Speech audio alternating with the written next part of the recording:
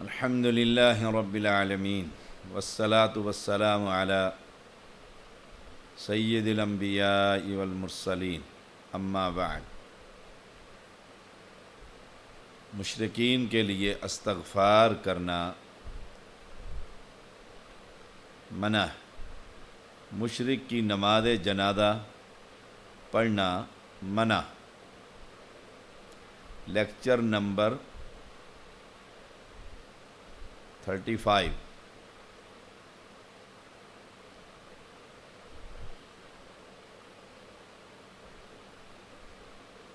سیدنا عمر بن خطاب رضی اللہ تعالی عنہ بیان کرتے ہیں کہ جب عبداللہ بن ابی بن سلول مر گیا تو رسول اللہ صلی اللہ علیہ وسلم کو اس کی نماز جنازہ پڑھانے کی درخواست کی گئی۔ جب رسول اللہ صلی اللہ علیہ وسلم نماز جنازہ کے لیے کھڑے ہوئے تو میں تیزی کے ساتھ آپ کی طرف لپکا اور عرض کی، اللہ کے رسول صلی اللہ علیہ وسلم، کیا آپ عبداللہ بن ابی کی نماز جنازہ پڑھیں گے؟ حالانکہ اس نے فلاں فلاں دن کیسی کیسی خرافات کہی تھی۔ میں یعنی عمر رضی اللہ تعالیٰ عنہ کہنے لگے، میں اس کی تمام باتیں شمار کر کے سنانے لگا تو رسول اللہ صلی اللہ علیہ وسلم مسکراتے ہوئے فرماتے ہیں، اخر عنی یا عمر رضی اللہ تعالی عنہ، عمر تم یہاں سے ایک طرف ہٹ جاؤ۔ جب میں زیادہ اصرار کرنے لگا تو آپ صلی اللہ علیہ وسلم نے فرمایا، انی خیرت فاخترت لو اعلم انی ان زدت علی السبعین یغفر له لزدت علیہا۔ مجھے اختیار دیا گیا ہے، لہذا میں نے استغفار کرنا اختیار کر لیا۔ اگر مجھے علم ہو کہ میرے 70 سے زیادہ استغفار کرنے سے اللہ تعالی اسے معاف کر دے گا تو 70 سے زیادہ میں اس کے لیے استغفار کر لوں۔ عبداللہ بن ابی رئیس المنافقین تھا، سردار تھا، دین کا بہت بڑا دشمن، صحابہ کا دشمن، دل کے اندر کفر اور زبان سے پیغمبر علیہ السلام کی رسالت کا اقرار۔ اب جب وہ مر گیا تو درخواست کی گئی کہ آپ جنازہ پڑھائیں، کیونکہ عبداللہ بن ابی کا بیٹا عبداللہ رضی اللہ تعالی عنہ وہ مسلمان تھے اور بڑے پختہ مسلمان تھے، صحابی رسول۔ انہوں نے درخواست کی، آپ صلی اللہ علیہ وسلم نے ان کی درخواست قبول کر لی کہ بیٹا مسلمان ہے، اور بظاہر وہ مسلمان تھا لیکن رئیس تھا، کوئی موقع اس نے ایسا نہیں چھوڑا کہ اسلام کو تکلیف نہ دی۔ نبی اکرم صلی اللہ علیہ وسلم امہات المؤمنین میں سے اور مسلمانوں میں سے، اہل ایمان میں سے تکلیف اپنی زبان سے نہ پہنچائی، کوئی موقع ہاتھ سے نہیں جانے دیتا تھا، کہ بیٹے کی درخواست قبول کر لی۔ اور ایک اور حدیث میں بیٹے نے عبداللہ رضی اللہ تعالی عنہ نے کہا کہ اللہ کے پیغمبر اپنا کرتا عنایت کر دیں تاکہ کفن کی جگہ پر اس کو کرتا پہنا دیا جائے، کرتا پہنا دیا جائے۔ آپ صلی اللہ علیہ وسلم نے اپنا کرتا بھی عنایت کر دی۔ حضرت عمر پر یہ بات بڑی شاک گزری کہ ایسا خبیث آدمی جس نے ساری زندگی پیغمبر علیہ السلام کو تکلیف پہنچائی اور مسلمانوں کو تکلیف پہنچاتا رہا، اب اس کی مغفرت کی دعا پیغمبر علیہ السلام کریں، آپ باتیں یاد کرانے لگ گئے کہ فلاں دن اس نے امی عائشہ کے بارے میں یوں کہا تھا، فلاں دن اس نے صفوان رضی اللہ تعالیٰ عنہ کے بارے میں یوں کہا تھا، اللہ کے پیغمبر اس نے آپ اور آپ کے صحابہ کو اس نے مدینے سے سخت ترین الفاظ استعمال کیے تھے کہ ہم عزت والے ذلت والوں کو مدینے سے نکال دیں گے، لَيُخْرِجَنَّ الْأَعَزُّ مِنْهَا الْأَذَلَّ، ساری باتیں شمار کر، لیکن اللہ کے پیغمبر علیہ السلام مسکرا رہے۔ اب دعات کے لیے اس میں سبق یہ ہے، جو دعوت کا کام کرتے ہیں، کہ اگر کوئی شخص مرنے والا اس نے اس داعی کے ساتھ ظلم کیا ہے، زیادتی کی ہوئی ہے، اسے تکلیف ہے اس کی دعوت کی وجہ سے، اب وہ مر گیا یا بیمار ہو گیا، تو اس کی عیادت کے لیے جانا چاہیے، اور اگر وہ توحید پرست ہے، عقیدہ صحیح ہے، اور اس کی ورثاء اولاد یہ چاہتی ہے کہ میرے والد کا جنازہ شاہ صاحب پڑھا دیں، شیخ الحدیث پڑھائیں، شیخ القرآن پڑھائیں، آخر شیخ القرآن کے ساتھ اس نے بڑی زیادتیاں کی ہوئی تھی، تو داعی کو اپنا ذاتی ناراضگی اور غصہ ایک سائیڈ پر کر کے اس کے لیے جنازے پر چلے جانا چاہیے۔ اس میں یہ سبق۔ اب حضرت عمر تو اسلام کی بات کر رہے ہیں کہ اسلام کو اس نے تکلیف پہنچائی، آپ صلی اللہ علیہ وسلم کو تکلیف پہنچائی، لیکن آپ چلے۔ آپ فرماتے ہیں عمر ہٹ جاؤ، ایک طرف ہو جاؤ، مجھے اختیار دیا گیا کہ میں استغفار کر لوں، اگر مجھے یہ علم ہو، لو اعلم، اگر مجھے یہ علم ہو، اس سے یہ بات ثابت ہوتی ہے کہ پیغمبر علیہ السلام عالم الغیب نہیں تھے۔ جسے علم ہوتا ہے وہ عالم الغیب ہوتا ہے، جس کے پاس علم نہیں ہوتا وہ عالم الغیب نہیں ہوتا۔ یہ پیروں اور فقیروں اور درویشوں کو قبر کے اندر سے علم ہو جاتا ہے، کشف کے ذریعے اوپر والا نیچے سے اور نیچے والا قبر والا اوپر سے بات کر لیتا ہے اور فیض پہنچا دیتا ہے۔ یہ شرک اکبر ہے کہ ایک شخص مر گیا جو بیچارہ نہانے سے بھی اور کفن پہننے سے بھی، کپڑے اتارنے سے بھی اور پہننے سے بھی عاجز رہا، اب وہ منو مٹی کے نیچے دفن ہے اور وہاں سے اس کی نگاہیں کام کر جاتی ہیں اور اوپر آنے والے کو وہ فیض دے کر ولی بنا دیتا ہے۔ یہ جو امت کی اکثریت میں یہ کفر پھیلا ہوا ہے کہ اسے غیب کا علم ہوتا ہے، وہ تو مرا پڑا ہے اندر، فوت ہو گیا، اسے کیا خبر کون آیا، مریدنی آئی ہے کہ مرید آیا، چیڑی آئی کہ چیڑا بیٹھا قبر پہ، وہ تو بیچارہ اتنا بے بس ہے، اگر اس کی قبر پر کوئی مکھی بیٹھ جائے تو وہ اڑا بھی نہیں سکتا، اڑا بھی نہیں اس کے اوپر سے سکتا، بے بس اور لاچار ہے۔ سبحان اللہ۔ تو اللہ کے پیغمبر اس کے لیے استغفار کی، نماز جنازہ کی تیاری کرتے۔ اب تاریخ میں یہ بات ثابت ہے، جب اب کرتا بھی اپنا دے دیا اللہ کے پیغمبر علیہ السلام نے، بڑا بابرکت کرتا ہے پیغمبر کے، جس میں اطہر سے لگا ہوا، اس کے کیا وجہ تھی؟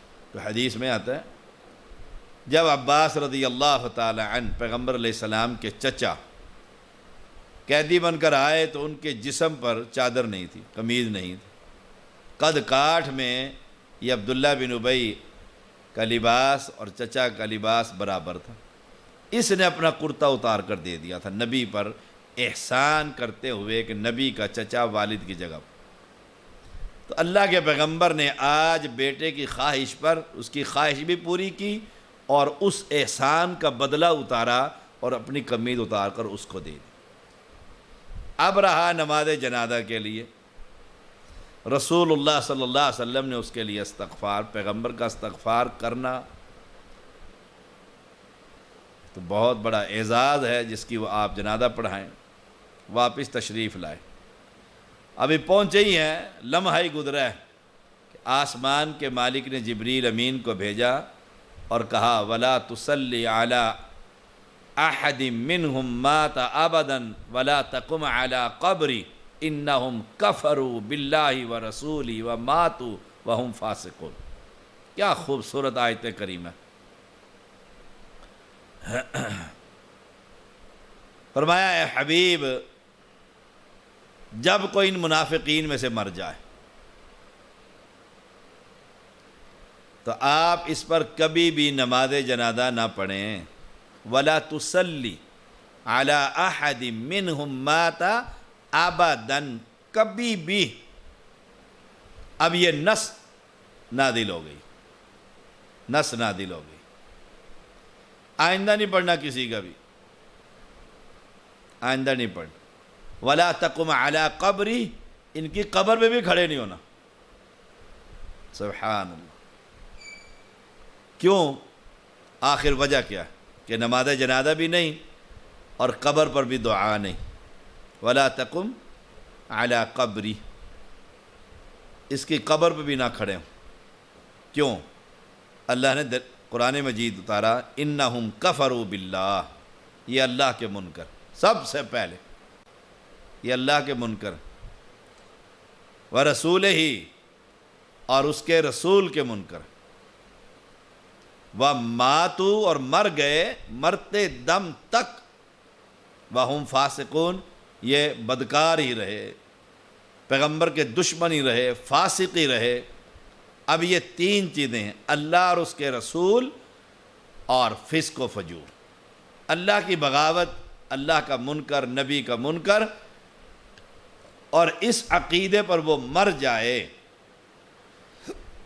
تو اے پیغمبر علیہ السلام اس کا نماز جنازہ نہیں پڑھنا، منع کر دیا، اس کا نماز جنازہ نہیں پڑھنا۔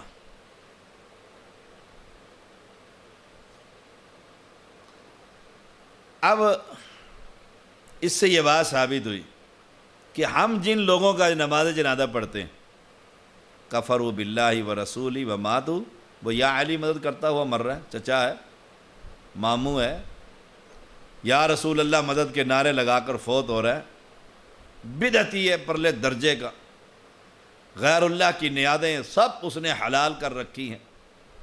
سبحان اللہ۔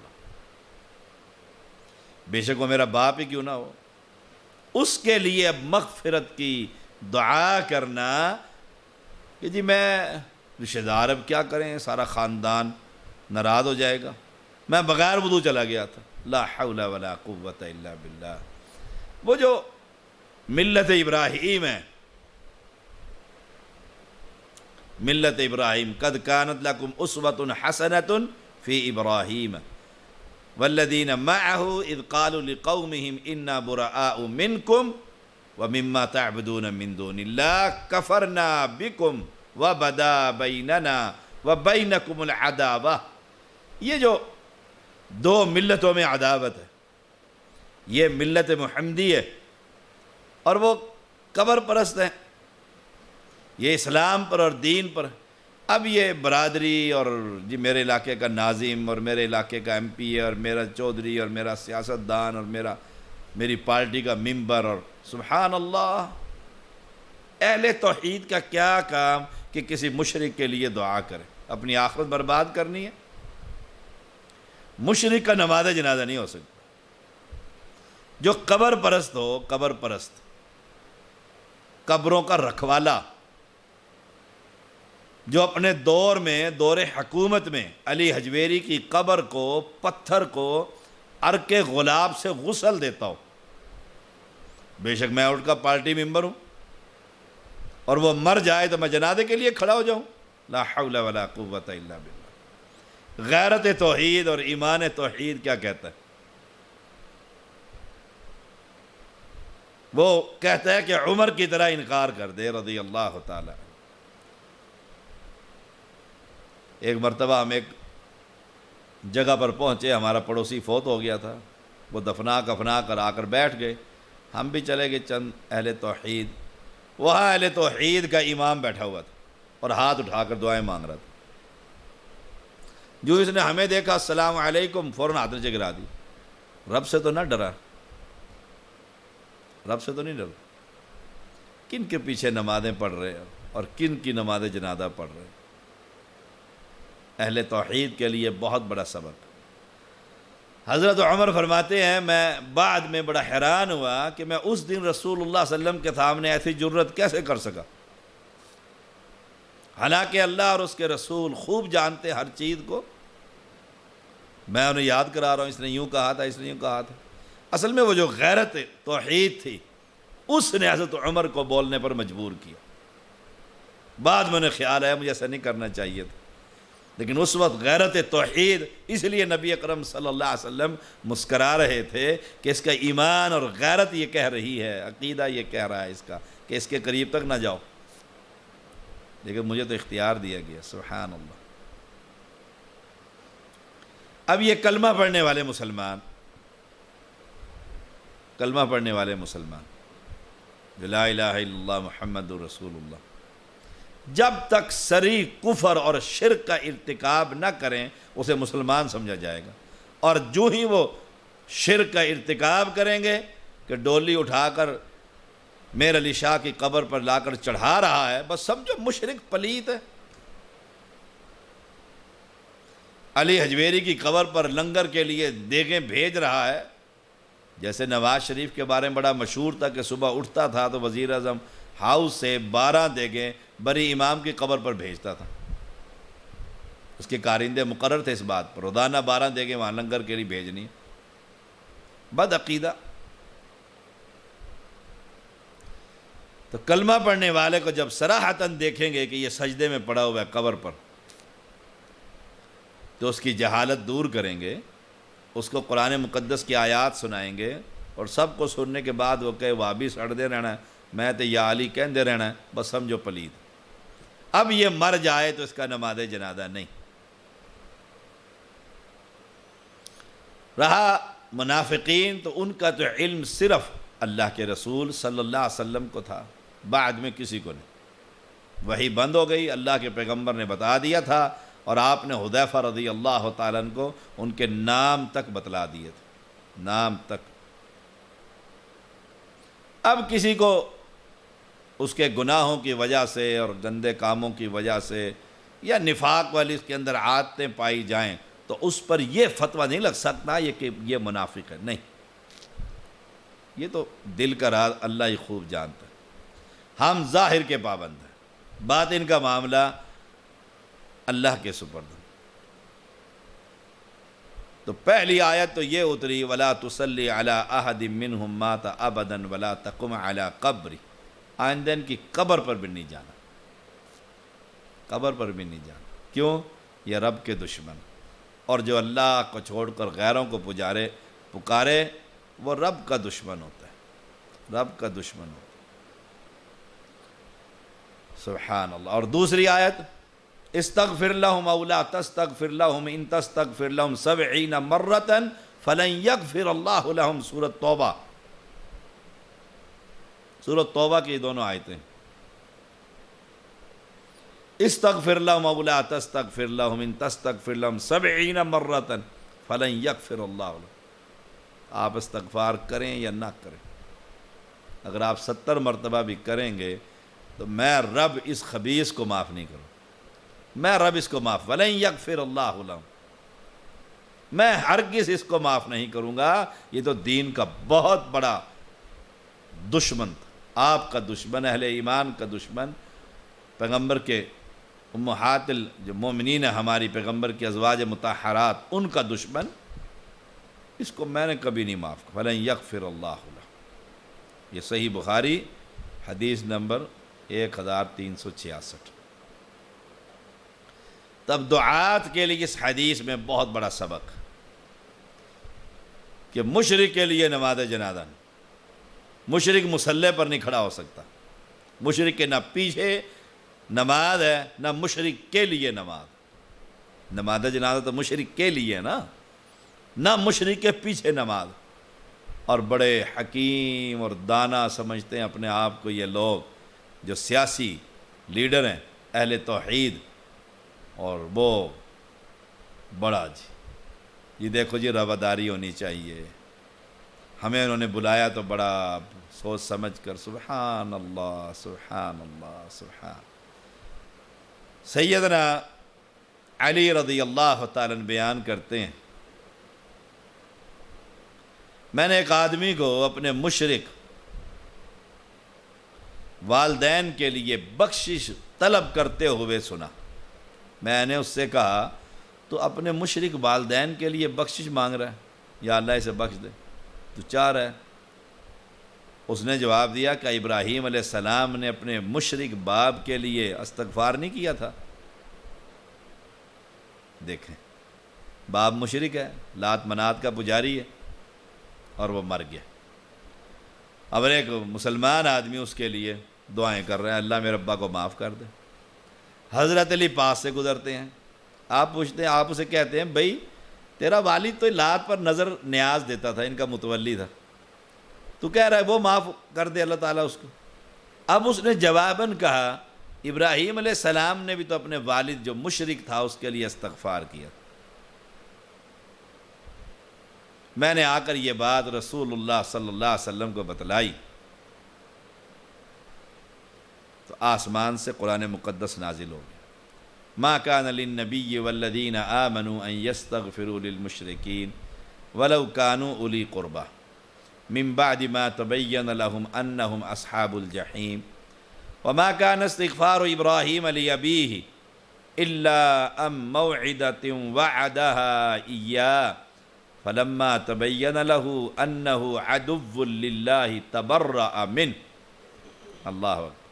نبی اور اہل ایمان کے لیے یہ بات لائق ہی نہیں کہ وہ مشرکوں کے لیے بخشش طلب کریں، بیچارہ بہشتی بنا دیں اس کو، اگرچہ وہ رشتہ دار کی۔ اس بات کے ظاہر جانے کے بعد کہ یہ لوگ دوزخی ہیں، اور ابراہیم علیہ السلام کا اپنے والد کے لیے دعائے مغفرت مانگنا وہ صرف وعدے کا سبب تھا کہ آپ نے وعدہ کیا تھا اپنے ابا جی سے، میں آپ کے لیے استغفار کرتا رہوں گا جب تک میرا رب مجھے منع نہ کر، میں استغفار کرتا رہوں۔ وہ وعدہ کیا تھا، اس وعدے پر عمل کر رہے تھے جو انہوں نے اس سے وعدہ کر لیا تھا۔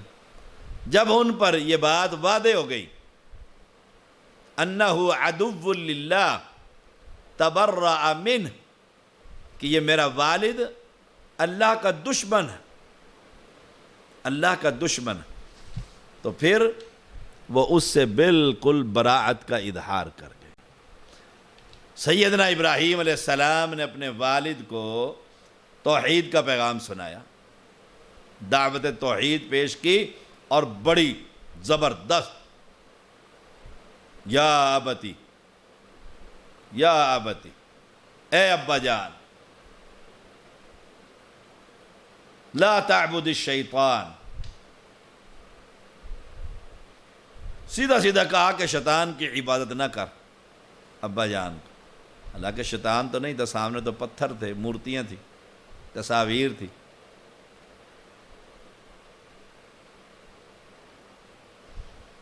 توحید کی دعوت پیش کی، اور والد نے بھی بڑی سختی کا اظہار کیا، کہا اگر یہ دعوت بند نہیں کرے گا تو میں پتھر ماروں گا۔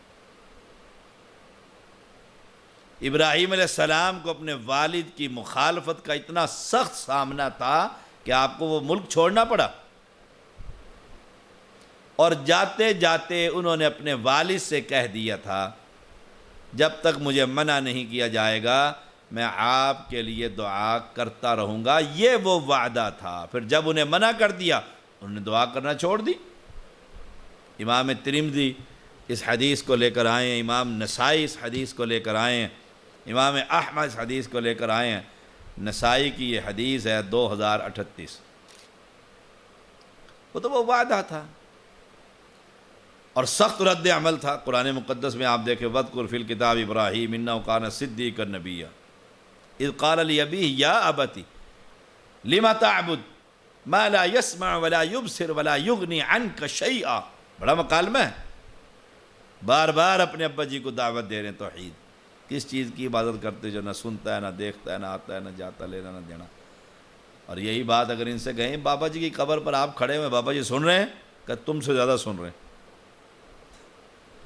جو باہر کھڑا منع کر رہا ہے تم سے زیادہ سن رہے ہیں. سن رہے ہیں تو باہر نکالو اس بیچارے کو, اندر کیوں قید کر رکھا ہے؟ یہ بابا فضل کلیامی کو سب باہر نکالو. سبحان اللہ. یہ باقی باللہ کو باہر نکالو قبر کے اندر سے. یہ تو سنتا ہے, دیتا ہے, کرتا ہے, سب کچھ کرتا ہے, تو باہر بیٹھ کر قوم کی خدمت کرے نا. کون پوچھنے والا ہے؟ سبحان اللہ و بحمدی سبحان اللہ العظیم.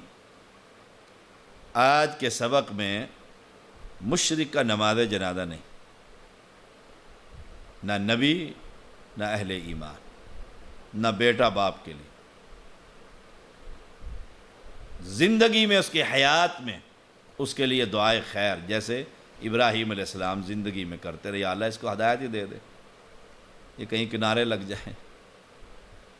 جب فوت ہو گیا اور یہ وعدہ ہو گیا انہ عدو للہ تبرأ من, یہ اللہ کا دشمن ہو کر مرا ہے, برات کا اظہار کر دیا, میرے سے کوئی تعلق نہیں. وآخر دعوانا ان الحمد للہ رب العالمین.